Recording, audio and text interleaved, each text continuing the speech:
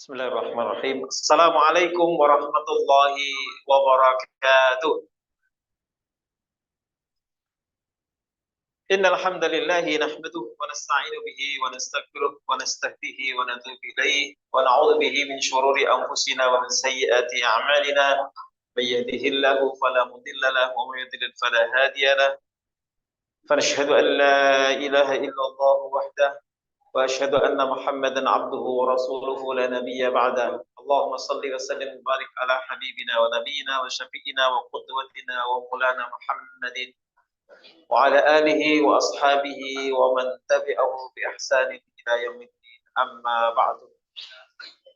Syukur alhamdulillah Bapak Ibu sekalian jamaah salat subuh Masjid Al-Iman.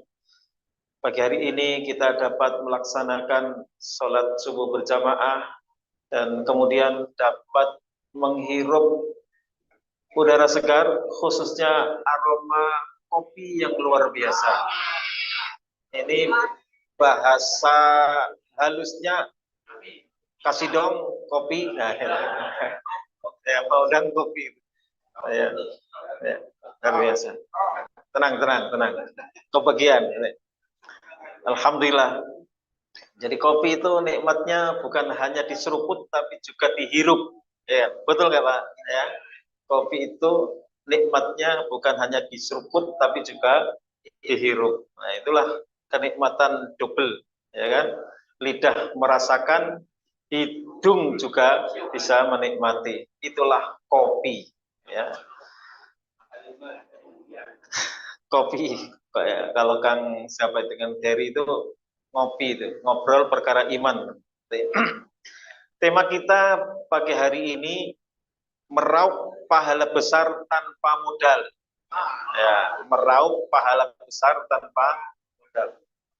Biasanya orang itu kalau disuruh ngeluarin modal itu susah, ya. Ya, pengalaman di waktu lalu jasadi, ya kita sholat, ya rukuk, sujud dan seterusnya. Apalagi kalau sholat yang lama, ya mulai seperti yang dilakukan oleh Rasulullah, itu modalnya fisiknya kan luar biasa. Seperti dalam riwayat Abdullah ibnu Mas'ud, saya mau cerita, kata Ibnu Mas'ud. Suatu malam saya keluar ke Masjid Nabawi, malam-malam, tengah malam, bukan pada Isya atau subuh gini, malam-malam, tengah malam saya keluar ke Masjid Nabawi. Saya dapati Rasulullah sedang sholat malam. Lalu saya ikut bermakmum kepada Rasulullah. Saya duduk di samping kanan beliau. Setelah beliau baca Al-Fatihah, maka beliau membaca surat Al-Baqarah. Ya. Saya kira hanya sebagian dari surat Al-Baqarah. Ya, kita ini juga membacanya sebagian-sebagian. Ya. Bagian ya berapa ayat? 5 ayat pertama. Misalnya, dugaan saya 5 ayat pertama. Wa ulaika humul muflihun, sudah langsung ruku. Tidak dilanjutkan innalladzina kafaru sawaun alaihim anzartahum am lam tunzirhum la yu'minun khatamullah dan seterusnya. Kok lanjut? Sudah sampai akhir juz kira-kira, ya paling habis ini ruku. Ternyata masuk juz 2, saya qul subhanahu wa ta'ala wallahu ma'fikat wa 'alaiha kulillahi al-masyriq wal maghrib yahdi may yasha'u ila siratal mustaqim wa kadzalika ummatan dan seterusnya. Sampai akhir mau masuk juz ketiga. Ini paling ruku. Ternyata masih tilkar rusul faddalna ba'dhum 'ala ba'dhin man kalamullah wa rafa'a ba'dhum darajat dan seterusnya. Sampai la yukallifullahu nafsan illa wus'aha maka sahabatlah sudah ayat ke 286. Jadi 2/4 hampir 2,5 juz. Ternyata tidak ruku. Ternyata tidak ruku. Masih melanjutkan ke surat berikutnya. Dalam riwayat tidak ke Ali Imran tapi An-Nisa dulu. Ya. An-Nisa itu 176 ayat. Kemudian ternyata masih disambung dengan Ali Imran. Alu Imran. Kalau kita Ali Imran itu ya Ali Imran coba ya. Tersangka teroris. Jadi misalnya ini salah kaprah ya. Jadi Alu Imron, keluarga Imron. Kalau Ali Imron itu Ali ya Ali, ya Imron ya. Kalau Alu Imron, enggak, bulan lalu ketika kami ngobrol di Amman itu, kita terbiasa menyebut Ali Imron. Kaget itu orang Arab, kok Ali Imron? Kalau kita mana ada di mushaf Al-Quran yang Alu Imron. Cuman kalau ditulis suratu Ali, dia nggak butuh pilih, jadi suratu Ali Imron. Tapi kalau kita tanpa ada surah, ya Alu Imron. Sudah, Alu itu keluarga, wa ala alihi, jadi apa majrur. Nah, sampai surat Alu Imron 200 ayat, 200 ayat ya. Barulah ruku. Itu kalau dihitung itu 4,5 juz. Itu modalnya kan luar biasa itu. Ibnu Mas'ud menceritakan, saya sampai mau berniat buruk. Wah. Ketika Ibnu Mas'ud jujur, ini sahabat ini jujur. Ditanya sahabat, apa niat burukmu? Ya saya mau mufarokoh, mau kabur. Nah, sholat kayak gini ya, kujur kayak gitu. Karena Ibnu Mas'ud itu secara fisik itu bukan orang yang punya kekuatan fisik, ya apalagi mertikol enggak. Ibnu Mas'ud itu bahkan diejek oleh sahabat yang lain, yang betisnya aja enggak ada dagingnya, fisiknya memang lemah gitu loh. Jadi kalau orang begini itu suruh ibadah yang lama berdiri, ya kasihan memang. Ya. Kalau Khalid gitu kan suruh berdiri ya kuat, cuman nggak punya hafalan masalahnya. Khalid bin Walid itu pendekar, suruh berdiri itu ya kuat, ya kan? Ya, tapi nggak punya hafalan seperti hafalannya Ibnu Mas'ud. Kalau Ibnu Mas'ud bukan sekedar hafal, tidak ada satu ayat pun di dalam Al-Quran kecuali saya tahu di mana, kapan, dan tentang apa ayat itu turun. Jadi detail banget. Tapi disuruh yang sifatnya fisik, ya nggak kuat. Itulah para sahabat, ada yang fisiknya memang yang diandalkan, ada yang otaknya yang diandalkan, ada yang kantongnya yang diandalkan. Ya kan? Ya Abu Hurairah disuruh infak. Gimana infak? Rumahnya gak punya, tinggalnya jadi masjid. Ya, Ashabus Suffah, 70-an orang itu Ashabus Suffah itu ya penghuni Suffah. Jadi Suffah itu begini. Dulu itu Masjid Nabawi itu kan belum gitu kan, yang dikasih atap pakai pokoknya dikasih atapan itu bagian depan, ya kayak gini nih. Ternyata kan ada perintah untuk mengalihkan kiblat, ya kan, berarti dulu kiblatnya menghadapnya ke utara, Sirong ke barat, ke Baitul Maqdis. Habis itu beloknya apa? Ke Mekah, berarti yang ekor jadi kepala kan gitu. Maka yang di belakang ini kemudian yang katakanlah di sini ini terus menghadap ke sana, itulah jadi Suffah. Nah, Abu Hurairah ya tinggalnya ya gitu. Dia suruh infak, ya perlu dikasih duit, bukan mengeluarkan duit. Ya. Tapi itu saat masih bersama Rasulullah, ketika Rasulullah masih hidup. Tapi ketika zaman Umar, beliau adalah gubernur Bahrain. Jadi gubernur, jangan kira. Jadi itu ternyata saya dengar-dengar banyak tokoh-tokoh itu dulu juga marbot masjid, ya, ya. Kata saya dengar Pak siapa itu Yusril atau Pak Jilmi marbot masjid, ya, Pak Jilmi sekarang ketua pembina Yayasan YPI Al Azhar. Baik, ini kan modal ibadah dengan modal fisik, modal tenaga. Begitu juga infak, ya. Wa anfiqu fi sabilillah. Infak ini modal, ya, keluar duit. Wajahidu bi amwalikum wa anfusikum, berjihadlah dengan mengeluarkan harta. Ternyata jihad yang mula-mula disebut itu jihad dengan harta. Wajahidu bi amwalikum, karena modal awal perjuangan jihad fisabilillah itu dengan duit. Nggak ada duit, nggak bisa. Ya, maka wajah itu di amwalikum, jihad itu dengan harta. Makanya Rasulullah menghargai orang-orang yang secara fisik tidak kuat untuk bergelut, untuk berperang. Ya, kalau dulu kan perangnya itu kan lawan satu atau setidaknya panah dan tombak. Jadi berhadapan langsung. Kalau sekarang strategi dan pencet tombol saja, ya kan?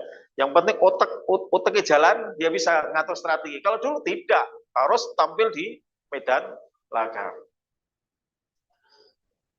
Ya, wajah itu bi amwalikum, jihadlah dengan harta kalian.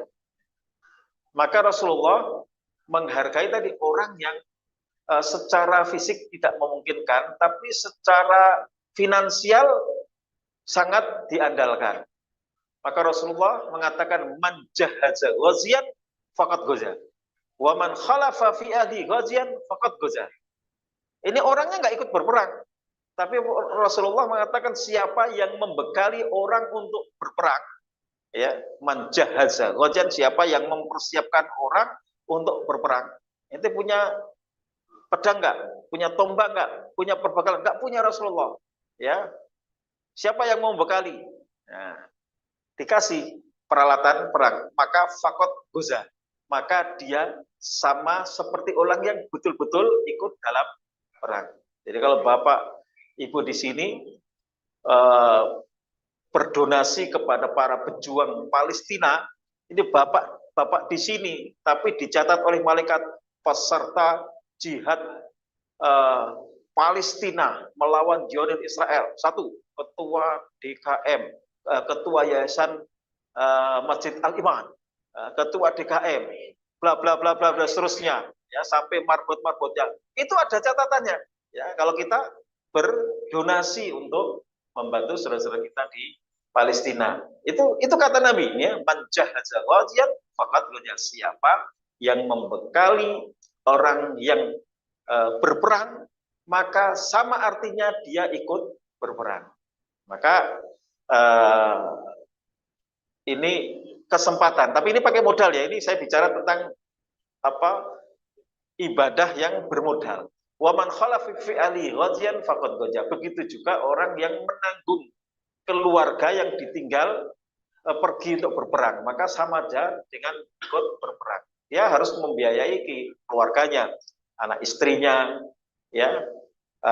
Misalkan kerjanya buruh, kerjanya kan kalau ditinggal dia nggak ada pemasukan.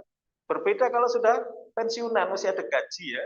Apalagi punya perusahaan, ya, ditinggal tetap jalan, ya, dia ngantor, ya, dapat uang, dia pergi juga tetap muter karena sudah ada yang mengelola. Maka orang yang menanggung keluarga orang yang ditinggal berjuang, sama saja dia ikut berjuang, ikut berperang. Ini modal wajah itu bi amwalikum wa anfusikum.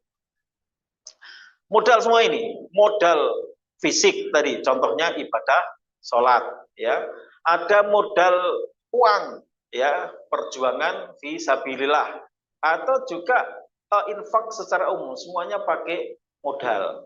Tapi ada amalan itu nilainya besar, tapi tanpa harus keluar modal, ya.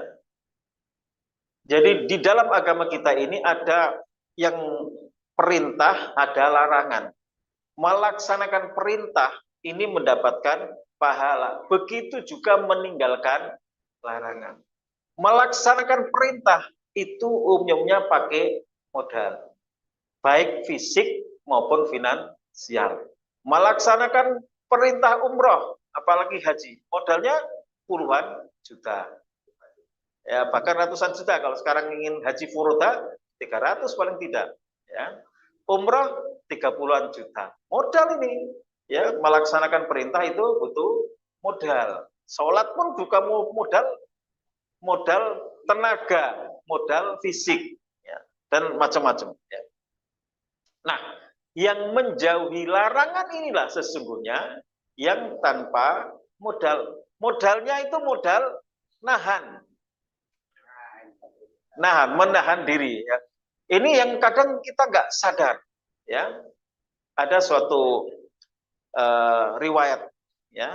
Ini amalan besar yang menyelamatkan seseorang dari kematian bahkan, Ya, kita mungkin masih ingat Rasulullah menceritakan innahu mangka salah satu rohtin, ada 3 orang laki-laki sebelum kalian, kata Nabi, dulu di zaman dulu ada 3 orang laki-laki, dia bepergian, kemudian dia nginep di dalam gua. Dalam riwayat lain ada cuaca yang buruk atau hujan dan sebagainya, dia kemudian masuk ke dalam gua, ya, 3 orang. Qadarullah, ketika sudah masuk ke dalam gua, itu longsor dan batu besar menutupi mulut gua. Tidak cukup ruang itu sisanya untuk bisa keluar. Dan karena batu itu begitu besar, 3 orang nggak akan bisa menggoyangkan batu tersebut.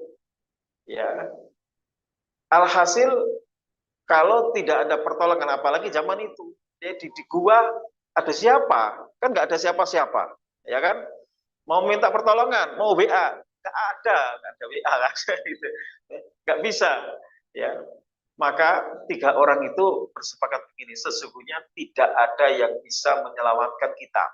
Diri kita sendiri dengan tenaga kita mau dikerahkan sampai puncaknya nggak akan bisa menggoyahkan batu yang besar menutupi mulut gua ini. Lalu gimana?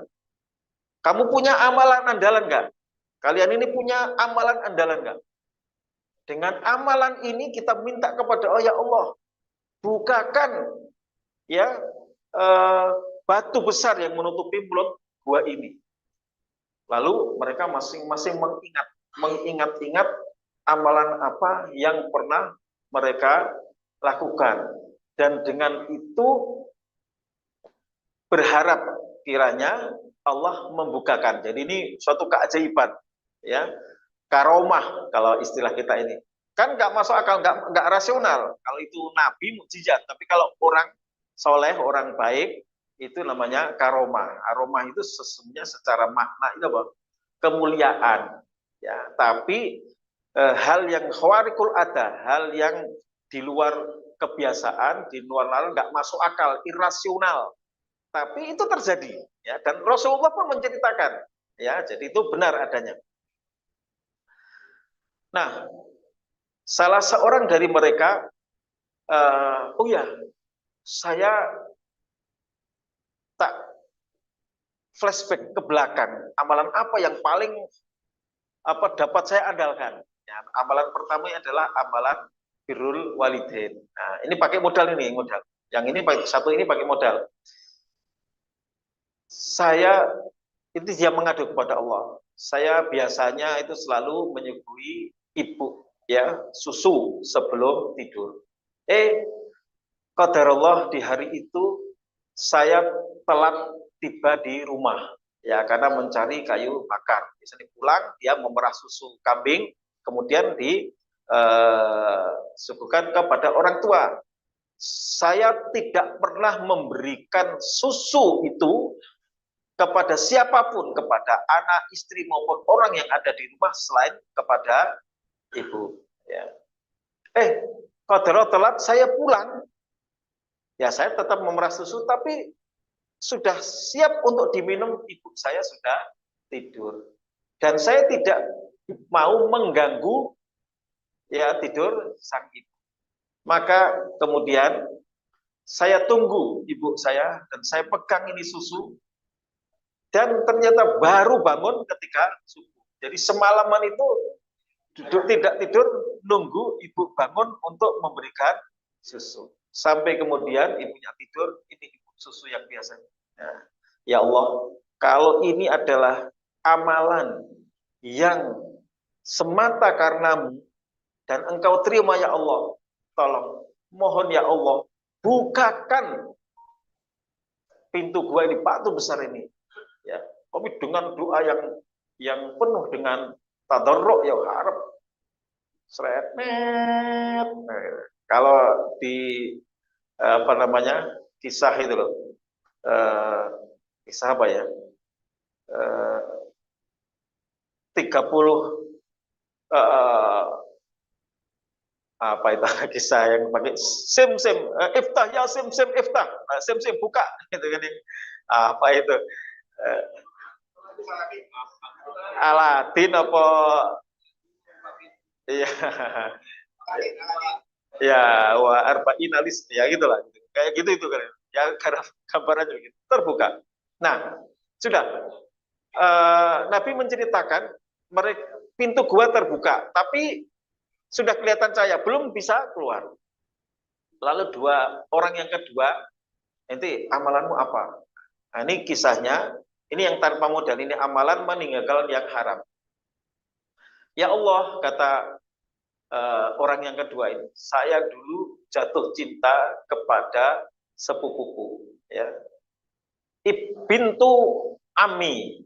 Jadi orang kalau di sini jarang ya menikah dengan sepupu. Tapi kalau dalam kisah-kisah zaman dahulu itu banyak orang yang sukanya kepada memang sepupu, ya, satu sepupu, termasuk mungkin kita semua tahu Laila wa Majnun, ya, kisah Laila dan si gila.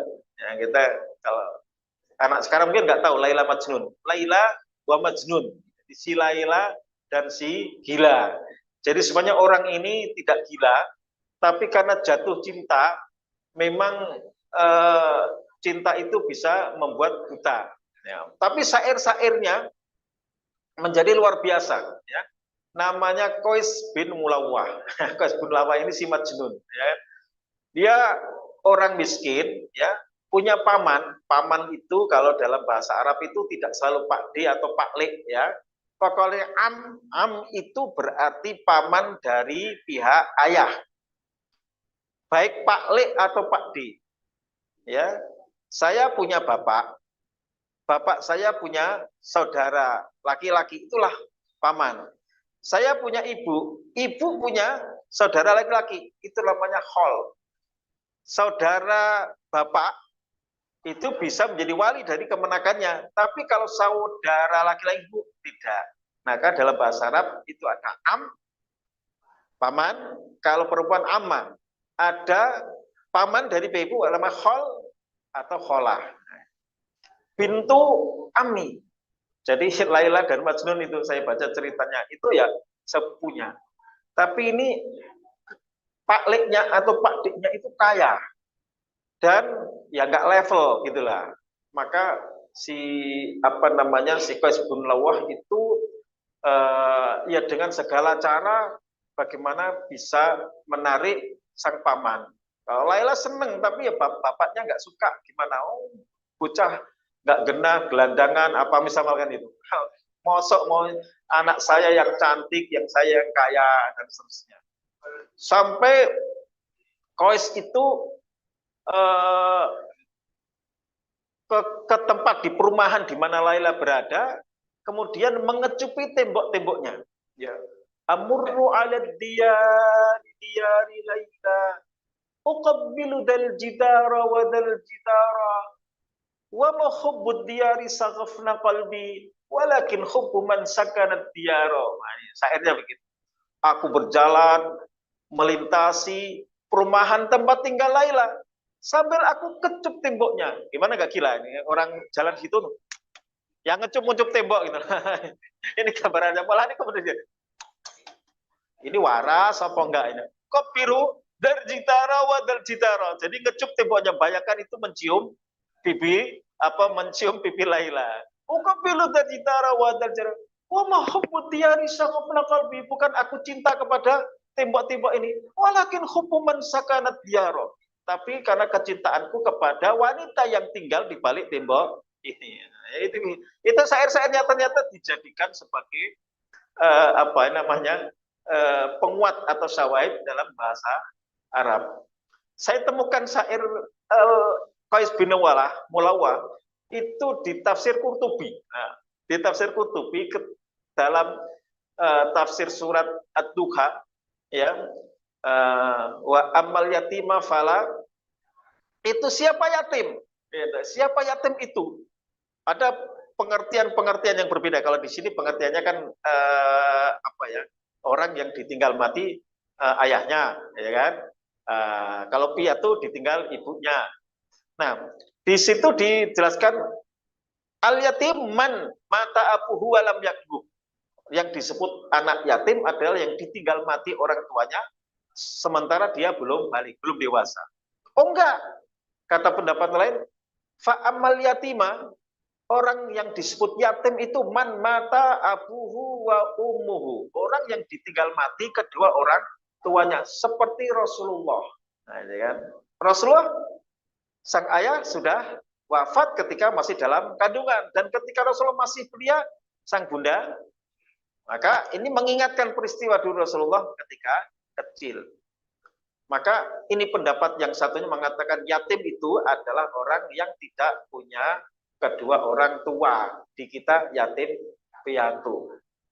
Dalilnya apa? Dalilnya itu kata-kata si Majnun. Gitu. Dalilnya itu pakai syairnya si Qais bin Mulawah. Ya. Ilallahi asku faktalaila kama syaka faktal walidaini yatimu. Ini ya. Aku mengadu kepada Allah ya tentang apa lepasnya Laila dari kembangan. Seperti mengadunya anak yatim yang kehilangan orang tuanya. Baik, kita kembali ke jadi ini si anak ini dia mencintai sepupunya, ya. Tapi cinta bertepuk sebelah tangan, ya. Cinta bertepuk sebelah tangan, dewa ya. Cinta bertepuk. Nah, sampai suatu ketika sepupunya ini butuh uang, ya, butuh uang sekian dinar, ya kan. Nah, si sepupu laki-laki ini punya uang, ya. Lalu dia diajak melakukan perbuatan yang diajak, ya, tak senonoh, ya, diajak berzina.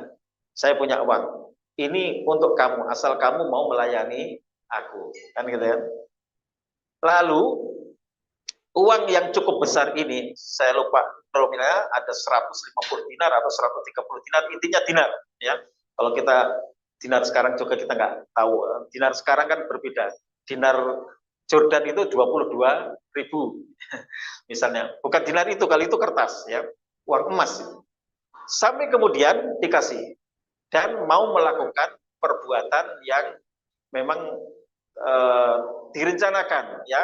Namanya udah kadung cinta itu sudah nggak ini haram ini apa, kadang ngerti haram itu kalau sudah ya sudah mau melakukan itu, sampai kemudian sudah hampir melakukan dan itu kesempatan ada.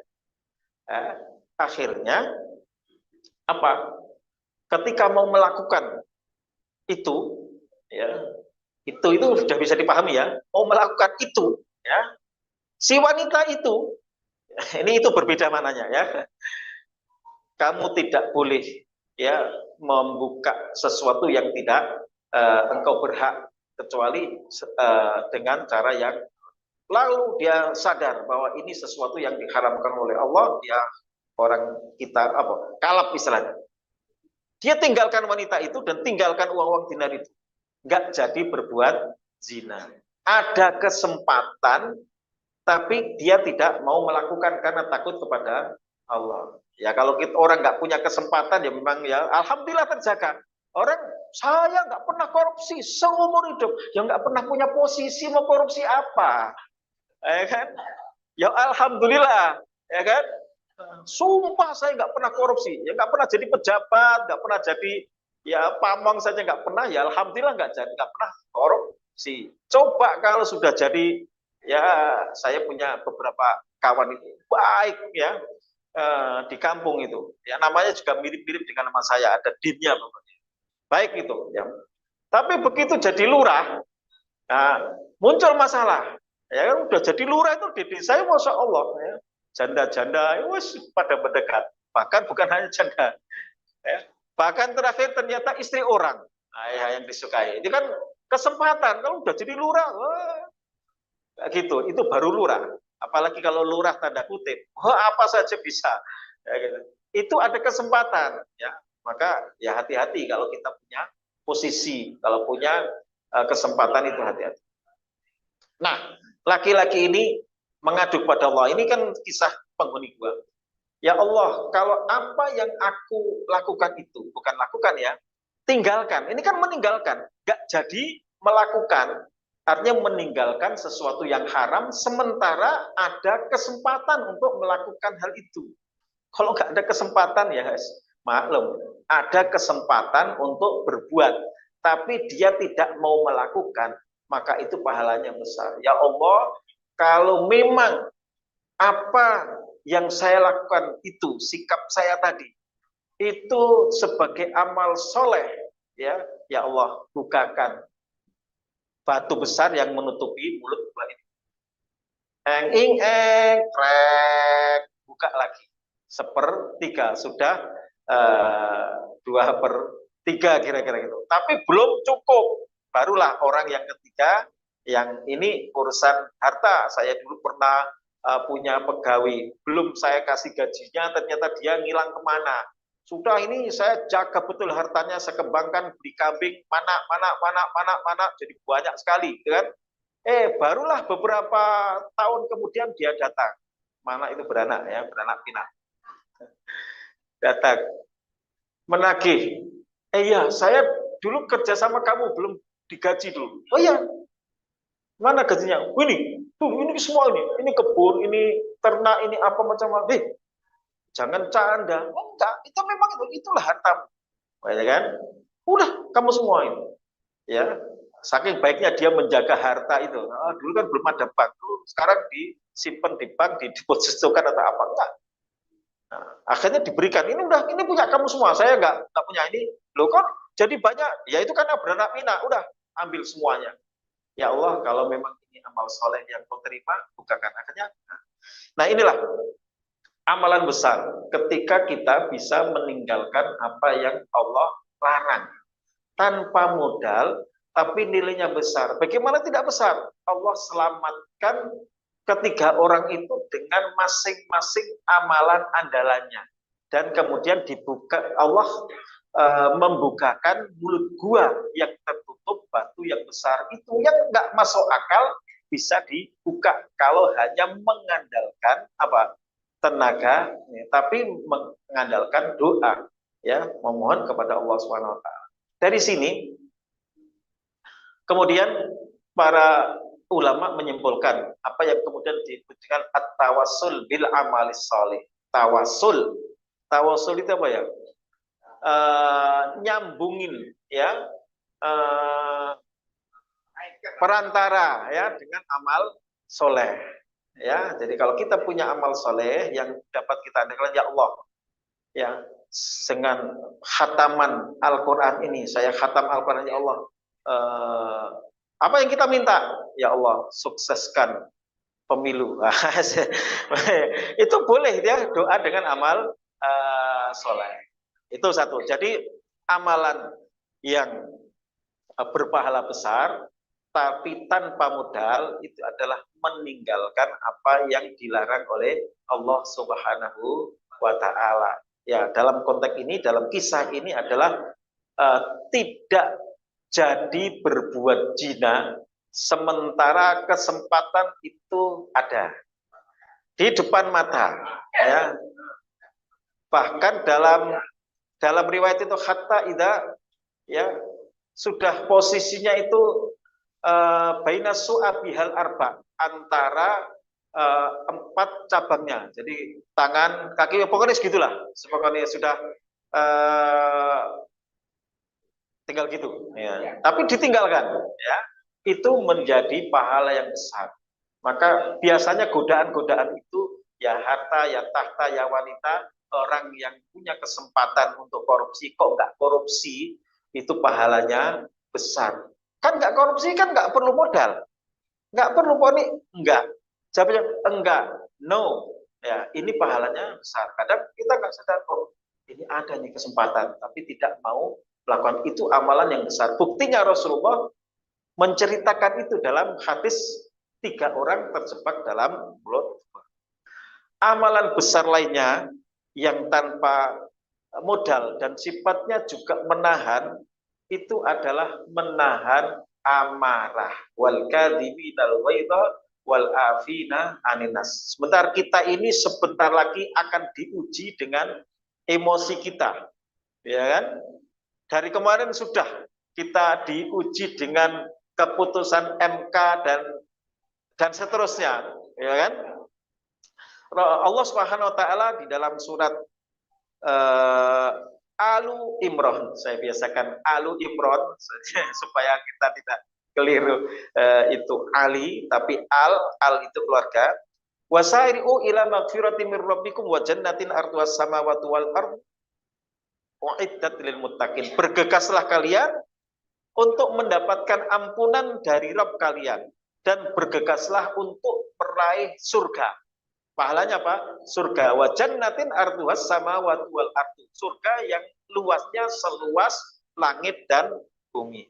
Uiddat lil muttaqin, yang disiapkan bagi orang-orang yang bertakwa, melaksanakan perintah, menjauhi larangan. Kemudian secara khusus disebut sifat-sifat orang yang akan mendapatkan surga. Kan besar ini pahalanya, yaitu alladzina yunfikuna fis-sarra'i wad-dharra'i, orang yang berinfak fis-sarra'i wad-dharra'i, baik dalam keadaan sempit maupun dalam keadaan lapang, dalam keadaan susah maupun dalam keadaan senang. Makanya ada penafsiran as-sarra wad-dharra. Ada yang mengatakan fis-sarra itu ya dalam keadaan kaya, wad-dharra dalam keadaan miskin. Miskin kok infak? Ya. Ada keajaiban orang yang sempit tapi dia infak. Apa keajaibannya? Dia dimudahkan oleh Allah Subhanahu wa taala. Mungkin nilai 1.000 satu perak orang menyebutnya ya. Itu lebih bermakna dari orang miskin masuk ke kota infak. 1.000 rupiah itu bisa lebih bermakna dari 100.000 dari orang yang memang punya harta. Nilainya lebih berharga dan dia lebih berat itu 1.000 ya. Yunfikuna fis-sarra'i wad-dharra, dalam keadaan lapang maupun sempit, dalam keadaan senang maupun susah, dalam keadaan kaya ataupun miskin. Jadi infak itu tidak ada infak loh ya. Kalau zakat harus ada, mesti orang kaya. Ada nisab, ada haul. Tapi kalau infak itu ya sedekah itu siapa saja. Bahkan kata Nabi, dikuli sulama minan nasi sedekah. Setiap ruas kita punya kewajiban sedekah. Ya, itu dengan perbuatan amal soleh, sampai juga senyum itu sedekah. Tabasumuka fi wajhika sedekah. Wa antal ka ahoka biwajhin talqin sedekah, kata Nabi. Engkau menatap saudaramu dengan muka senyum itu sedekah. Tapi dengan catatannya bertatapan, bertemu dengan saudara. Jangan nggak ketemu kok senyum. Nah, ini jadi masalah, itu harus dibawa ke psikiater kalau gitu ya. Yunfikuna amalan bis-sarra'i wad-dharra. Nah, ini yang terpondal, wal kadhiminal ghaidha wal afina aninas. Wal kadhiminal ghaidha, orang yang menahan amarah. Orang yang menahan amarah itu apa? Dapat surga. Ini amalan tanpa modal, nahan aja. Enggak jadilah ya. Ada perbedaan, kata Imam Qurtubi, antara ghaid dan ghadab. Ghaid itu amarah, tapi belum diekspresikan. Godok-godok. Wah, ya, pernah lihat kan? Wah, misalkan gitu. Tapi kata, kenapa ada orang yang marah gitu? Wah, ini saya mau praktekkan, nanti takut rusak ini. Bukan mejanya yang rusak, tangan saya yang rusak. Ya. Kalau ghadab itu sudah diekspresikan, kalau ghaid itu ditahan. Wal kadhiminal ghaidha, orang yang menahan amarah. Wal afina aninas, dan orang yang memaafkan orang lain. Imam Al-Qurtubi menceritakan ini. Dari Maimun bin Mihran, dia punya seorang budak wanita. Ya, saat itu banyak tamu yang datang ke rumah. Dia membawa minuman ini, bawain kopi.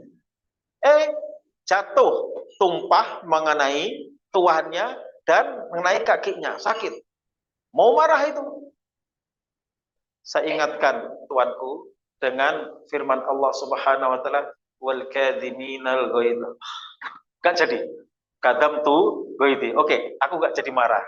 Coba kita punya pelayan naruh kopi sembarangan, numpai, ini baju bagus, habis setrika, kena macam mesti marah-marah. Langsung wal kadhiminal ghaidha. Ya, nggak jadi marah, nggak jadi, nggak apa-apa kan. Memang itu ya udah biasalah, namanya jatuh itu ya udah nggak apa-apa. Nah, lalu dilanjutkan wal afina anin nas, dan orang yang memaafkan orang lain. Oh, saya nggak apa-apa, saya maafkan ulang. Baik, senyum nggak apa-apa, ya udah, tenang. Saya nggak usah perasaan yang nggak enak, udah nggak apa-apa, lanjutin pekerjaan. Dilanjutkan, wallahu yuhibbul muhsinin, dan Allah menyukai orang-orang yang berbuat kebaikan. Tersentuh lagi, wes, kamu mulai hari ini menjadi budak yang aku merdekakan. Bayangkan, dari berbuat kesalahan, ya kan? Mengingatkan dengan ayat ini, kemudian dia dimerdekakan. Belum masih ada perbudakan. Ini disebutkan dalam tafsir Al-Qurtubi. Ini menahan amarah, itu pahalanya besar, dan disebutkan dalam Al-Quran itu uiddat lil muttaqin. Ya, itu surga pahalanya. Tidak mudah. Nah, hanya saja amarah itu yang terkait dengan urusan pribadi. Tapi ketika larangan Allah dilanggar, itulah kita harus marah. Saudara-saudara kita di Palestina didolimi, dibantai, kita harus marah. Karena Allah Subhanahu wa Ta'ala, karena agama kita diinjak-injak. Kata saudara-saudara kita didolimi, kalau perlu saya kirim senjata. Kalau di sini saya punya rudal dari tabel, Israel, nah, misalkan begitu. Itu harus kita punya perasaan marah. Rasulullah di dalam riwayat Aisyah, Rasulullah itu nggak pernah marah kalau diejek urusan pribadi. Diejek, oh itu Muhammad pengedian, nggak apa-apa. Tapi ketika yang dihina, yang dilecehkan itu aturan Allah, maka Rasulullah marah. Indama tuntahaku hurmatullah, Rasulullah, ghadaba Rasulullah. Ya, Yahudi kenapa menjadi orang yang dimarahi oleh Allah? Ya karena dia banyak melanggar aturan Allah. Maka surat Al-Fatihah, Al-Maghdubi alaihim siapa? Yahudi. Maka dari dulu sebelum datang Islam dan sampai sekarang, memang Yahudi itu ya memang orang yang kaum yang menjengkelkan, bikin kita marah, karena Allah pun mengutuk ghairil maghdubi alaihim, dan itu akan selalu sampai hari kiamat kalau mereka tidak disingkirkan. Dulu di Medina, siapa yang bikin kekacauan? Yahudi. Coba datang dengan muhajirin, kita sepakat ya, kita damai, kita saling menghargai, kita saling ini. Diam-diam bersekongkol dengan kaum musyrikin, sampai akhirnya mereka ya pengkhianat yang mereka akan lakukan itu menjadikan ya marahlah kaum muslimin dikhianati, dan akhirnya terjadilah perseteruan sampai akhirnya mereka tersingkir dari kota yang dulu mereka bangun. Tapi sudah sampai suruk, ini dua hal yang dimana ini amalan berpahala besar, dijanjikan oleh Allah dengan surga, dan juga diselamatkan di dunia tadi dengan amalan yang tidak perlu modal, tanpa modal, boleh dikatakan tanpa modal, yaitu meninggalkan apa yang dilarang oleh Allah, sementara dia memungkinkan dan berkesempatan untuk melakukan hal itu. Dalam konteks ini ya berzina, korupsi, apa macam-macam ya, karena orang kalau jadi pejabat itu sudah, ya itulah umum ya, namanya saya nggak nyebut orang ya, wanita apa itu ya dekat dengan penguasa, pengusaha. Nah itu hati-hati ya, pejabat ya. Dan juga diantaranya adalah menahan diri dari amarah, itu ada pahala. Cukup menahan, tapi pahalanya besar. Mudah-mudahan kita semua dijaga oleh Allah Subhanahu Wa Taala dan bisa mengamalkan amalan besar ini, saling toleran, bisa menahan amarah, serta juga bisa meninggalkan segala yang dilarang oleh Allah Subhanahu wa Ta'ala. Barakallahu fikum. Wah, lupa kopinya jadinya.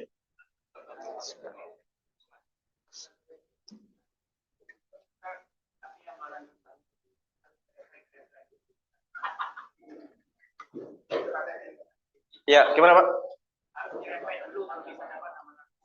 Oh. Ya, ya, beruntunglah yang kita tidak berkesempatan atau tidak punya potensi untuk melakukan larangan Allah Subhanahu wa taala. Ya, bersyukur. Tapi jadi amalan itu, kesempatan itu kan banyak. Oh, berarti saya optimalisasi di bidang ini. Ya, bagi yang ada kesempatan, tapi selalu kadang dalam hal yang biasa dalam kehidupan sehari-hari kita.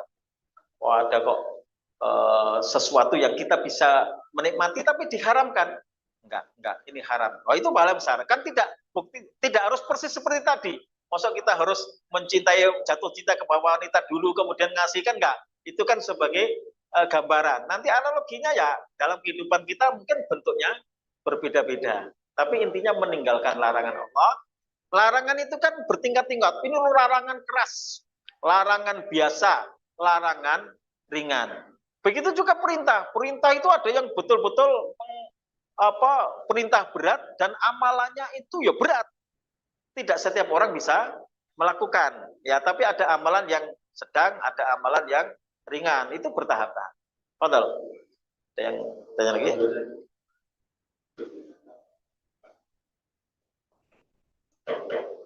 Alhamdulillah. Ya. Mudah-mudahan semua kajian yang Ustaz sampaikan bisa bermanfaat sehingga menjadikan suatu hitungan untuk pahala kebaikan kita dicatat oleh Allah Subhanahu wa taala. Ada lagi umum? Oh, ada.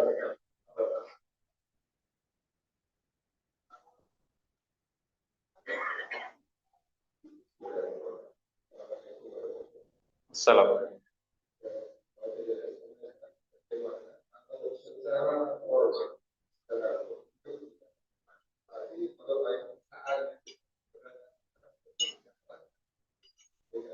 Ulangi. Jadi ada sesuatu yang dilakukan hukum boleh. Tapi merasa ada yang karena perasaannya seperti ada melakukan kawin poligami. Ya. Wali dan jadi terus ada yang melakukan itu, kemudian tapi secara umum kan yang lain itu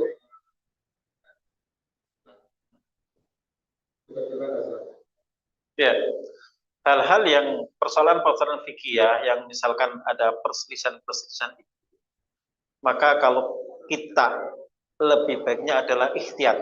Ya, ikhtiyat itu mengambil kehati-hatian. Artinya mengambil kriteria yang lebih ketat lah, katakanlah begitu. Karena dalam hadis disebutkan al halalu bayyinun wal haramu bayyinun. Halal jelas. Begitu juga yang haram jelas. Wa bainahuma umurun mustabihat. Di antara yang halal dan haram itu ada hal-hal yang remang-remang. Ini gimana sih, boleh atau tidak ini mustabihat. Ya, maka Rasulullah memberikan bimbingan kepada kita. Faman waqa'a fis subhat waqa'a fil haram. Orang yang suka yang remang-remang tadi, potensinya sangat besar untuk terjerumus kepada yang diharamkan oleh Allah Subhanahu wa taala. Nanti lama-lama dia akan mut'ah, lama-lama akan dan seterusnya. Itu. Makanya itu sebenarnya dorongannya itu kan dorongan nafsu, ya, ingin begini dan mencari yang semudah mungkin. Oh ini boleh kok, ini dan seterusnya. Maka kalau orang-orang ahli orang yang zuhud dan warok, ya warok itu kehati-hatian terhadap apa yang remang-remang tadi. Ada suatu kisah di suatu kampung itu ada kehilangan kambing. Selama bertahun-tahun orang yang warak ini tidak mau makan daging atau sate kambing. Takut kalau jangan-jangan kambing itu yang kecurian dijual kemudian saya makan. Padahal secara fikih juga ada urusan. Aku beli makan di sini, ini jelas ini saya beli Tapi kan itu warak gitu kan, kehati-hatian itu. Maka ini urusan istafti nafsak, minta fatwa kepada dirimu sendiri. Nah, orang yang memudahkan itu ya gampang nanti terjerumus kepada yang haram. Wan waqas fi syubhat waqa'a fil haram. Siapa yang masuk ke dalam ranah subhat, maka potensinya sangat besar untuk terjerumus kepada yang haram. Karra'i yar'a haulal khima yushiku ayat ta'afi. Seperti kata Nabi, orang yang menggembala ya di atas ini batas ini rumput umum. Nah, di situ itu taman padi. Kita sudah dipakar itu. Gampang sekali, nggak sengaja dikira sama-sama padi. Ini rumput bebas, tapi ternyata itu adalah padi milik tetangga. Itu gambarannya. Karra'i yar'a haulal khima yushiku ayar ta'afi. Seperti orang yang mengembala kambing di wilayah yang itu larangan. Potensinya sangat besar untuk rumput tetangga lebih hijau. Baik, saya pikir cukup ya. Terima kasih. Wabillahi taufiq wal hidayah.